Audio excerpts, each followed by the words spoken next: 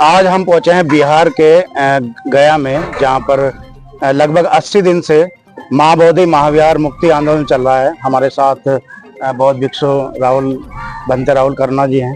Sir, आप भी पहुंचे हैं, आप भी देश में भ्रमण कर रहे हैं और काफी लोगों को आप धम्म के बारे में ज्ञान भी बांटते जा रहे हैं।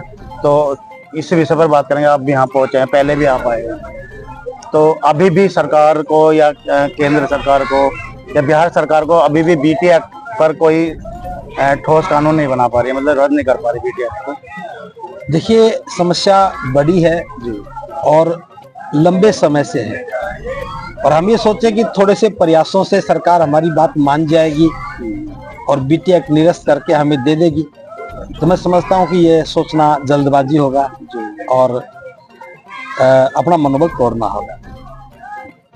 सरकार पर दबाव अभी पड़ा नहीं है। दबाव जब पड़ेगा जब हजारों की संख्या में लोग आकर के पूरे देश में जगह जगह से आंदोलन करेंगे, आंदोलित होंगे। जो सरकार को लगेगा कि इस आंदोलन से उसके वोटों पर प्रभाव पड़ रहा है, तब सरकार को सोचने लगती है। जब तक सरकार के वोटों पर प्रभाव नहीं पड़ता, जन समर्थन पर प्रभाव नहीं पड़ता, तब तक कोई भी सरकार उपहार में कुछ देती नहीं है। तो हमें आंदोलन को थोड़ा और तेज करना पड़ेगा, थोड़ा और व्यापक करना पड़ेगा। 12 तारीख को बताना कि 12 तारीख बुद्ध पूर्णिमा पर 12 लाख बौद्ध भिक्षु यहाँ पर पहुंच रहे हैं, क्या लगता है? नहीं, 12 लाख बौद्ध भिक्षुओं की कभी बात नहीं हुई। ये संख्या का अनुमान तो मैं समझता हूँ कि कोई भी नहीं लगा सकता कि 12 लाख पहुंचेंगे, 10 पहुंचेंगे, 20 पहुंचेंगे। हो सकता है कि लाखों की संख्या में लोग पहुंचे। तो लाखों की संख्या को एक निश्चित अनुमान में नहीं देखा जा सकता, लेकिन ये बात तो निश्चित है, जितने भी लोग आएंगे वो बीटी एक्ट को निरस्त करने और महाबोधि महाविहार को मुक्त करने के आंदोलन में समर्थन देने के लिए समर्थक बन करके आएंगे। इसलिए संख्या कितनी ये महत्वपूर्ण नहीं है।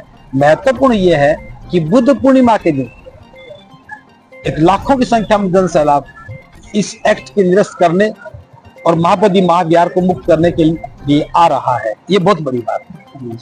75 साल से ज्यादा हो गए, लेकिन अभी भी कोई भी सरकार इस एक्ट को रद्द नहीं कर पाई। आपको क्या लगता है, ये सरकार रद्द कर पाएगी बिहार सरकार? देखिए, जब लड़ेंगे तब जीतेंगे, बिना लड़े कैसे जीतेंगे? आंदोलन पहले चला था, लेकिन बीच में कोई मांग थी नहीं, तो सरकार क्यों देने वाली थी? अब मांग उठी है, आंदोलन शुरू हुआ है, और मैं तो सोचता हूं कि हमें बहुत जल्दबाजी करनी नहीं चाहिए और अभी उम्मीद भी नहीं करनी चाहिए कि सरकार हमारी बात को माने। हमें तो उम्मीद करनी चाहिए कि हमारी आवाज में इतना तक हो कि सरकार मानने के लिए मजबूर हो जाए। और ये चुनाव का वातावरण है, थोड़े दिन के बाद यहाँ चुनाव होना है। अगर हमारी आवाज व्यापक रूप से फैलती है, दूर दूर तक जाती है, एक जन समर्थन तैयार होता है, तो सरकार को सोचना पड़ेगा, निश्चित रूप से सोचना पड़ेगा। अभी बिहार की जनता, हम देख रहे हैं बिहार की जनता का इतना समर्थन नहीं मिल पा रहा है, लेकिन अदर जो महाराष्ट्र है, यूपी है, बिहार, इधर जाओगे, देश विदेश के बनते यहाँ बौद्ध भिक्षु आ रहे हैं, लेकिन बिहार का समर्थन बहुत कम लग रहा है। देखिए, बिहार में पहली बात तो भिक्षु है ही कम। दूसरी बात, बिहार में संगठित रूप से बुद्धिज्म का प्रचार प्रसार नहीं हुआ। हम बोध गया में बैठे हैं, इस बोध गया क्षेत्र में ही बुद्धिज्म का प्रचार प्रसार नहीं है।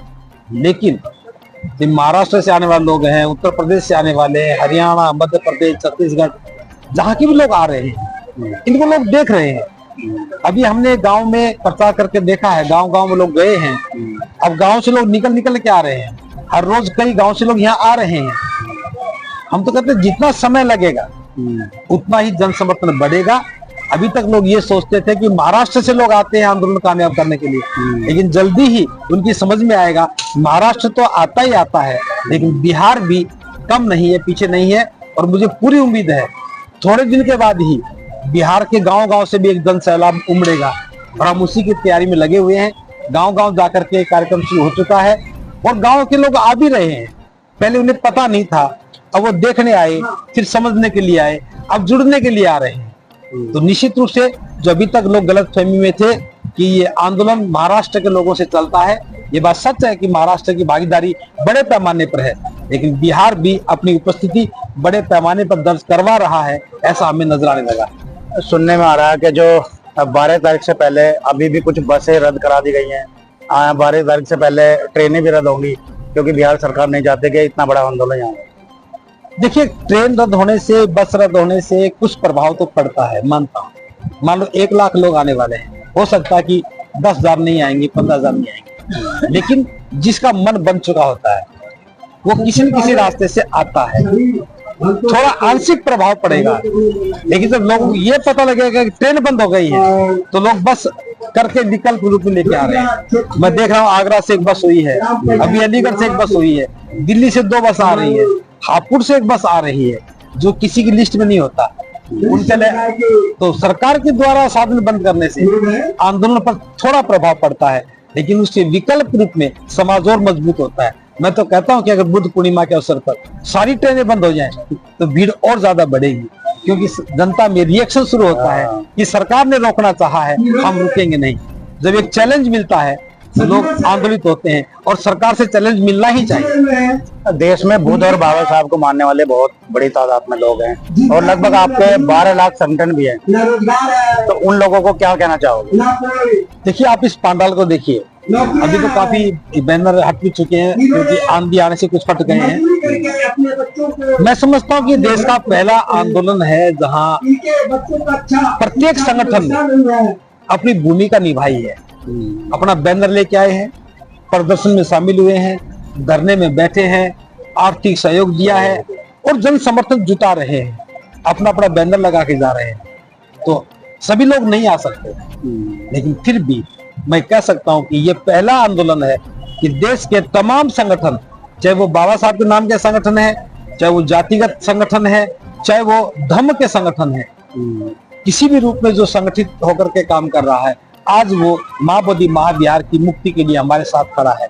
इसलिए मैं सबको साधुवाद भी ज्ञापित करता हूँ। इस आंदोलन ने सबको जोड़ा है, और सबसे बड़ी बात, इसमें कोई प्रतिस्पर्धा नहीं है कि कोई संगठन ये कहे कि मैं पुराना हूं तुम नए हो, कोई संगठन ये कहे कि हम ज्यादा है तुम कम हो। यहाँ तो सभी लोग एक ही बात पर हैं कि ये बीटी एक्ट 1949 निरस्त होना चाहिए, और महाबोधि महाविहार का प्रबंधन बौद्धों को मिलना चाहिए। इस बात पे सबकी सहमति है, और सारे इस आंदोलन के साथ खड़े हैं। मैं फिर कहता हूँ, संख्या कितनी होगी ये महत्वपूर्ण नहीं है, लेकिन महत्वपूर्ण ये है हम कामयाब होंगे, ऐसा हमारा विश्वास है। अगर 12 तारीख को बीटी एक्ट रद्द नहीं होता है तो उसके बाद भी कोई प्रक्रिया? देखिए, 12 तारीख को छोटा सा पड़ाव है, बुद्ध पूर्णिमा एक उत्सव है। कई बार सरकार सोचती है जब उसे मानना ही है तो क्यों ना एक अवसर पर मान लिया जाए, क्योंकि ऐसे अवसर पर सरकार भी सोचती तोहफा देना उसके हित में ही रहता है। अगर सरकार हमारे हित में बात करती है, अपने खुद के हित में बात करती है, तो 12 मई बुद्ध पूर्णिमा एक महत्वपूर्ण अवसर है। हो सकता है कि सरकार उस दिन इस एक्ट को निरस्त करके घोषणा करे, हमारी मांग का समर्थन करे, और हो सकता है सरकार समर्थन ना करे, सरकार एक्ट निरस्त ना करे, तो फिर ना तो हमारे हौसले टूटेंगे, ना हमारा आंदोलन कमजोर होगा, बल्कि आंदोलन और ज्यादा ताकतवर होगा, क्योंकि हम समझ जाएंगे कि सरकार की नीयत साफ नहीं है, हमें और ज्यादा ताकत से एक काम को करना है। तो ये थे बनते राहुल कर्णशील, और धम के कारवा में बहुत बड़ा भागीदारी है, और बहुत ही काफी लोगों को ज्ञान बांट रहे हैं।